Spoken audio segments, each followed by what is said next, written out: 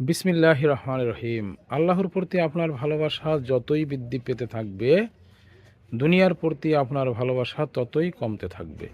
দুনিয়া অর্জন নয়, দুনিয়া বিমুখিতাতেই রয়েছে দেহ ও মনের প্রশান্তি। আসক্তের মতন কাউকে ভালোবাসবেন না এবং ধ্বংসাত্মকভাবে কাউকে ঘৃণাও করবেন না। আপনি যদি আপনার মূল্য সঠিকভাবে বুঝতেন, তাহলে কখনো ইচ্ছাকৃতভাবে পাপকর্মে লিপ্ত হতেন না।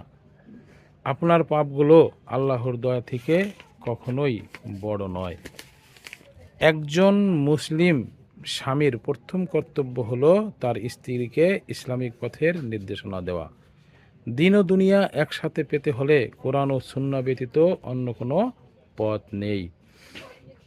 অন্যকে দাওয়াত দিতে গিয়ে নিজেকে ভুলে যাবেন না, কারণ পরিবর্তন নিজেকে দিয়েই শুরু করতে হয়। সৌভাগ্যবান বাবা মা তারাই যাদের অনুপস্থিতিতেও তাদের সন্তান তাদের জন্য দোয়া করে। আপনার দুর্বলতাকে শক্তিতে পরিণত করার ক্ষমতা একমাত্র আল্লাহ তাআলাই রাখেন। আল্লাহর রাস্তায় ব্যয় করতে গিয়ে আমরা কখনোই দরিদ্র হয়ে যাব না। সে কিছুই হারায়নি যে তার সব কিছু আল্লাহর কাছে সমর্পণ করেছে। কি চমৎকার একটি সম্পর্ক! আমরা আল্লাহ তাআলাকে স্মরণ করলে তিনিও আমাদের স্মরণ করেন। জীবনটা একটি যুদ্ধক্ষেত্র, যেখানে জান্নাত অর্জন করাই মূল লক্ষ্য।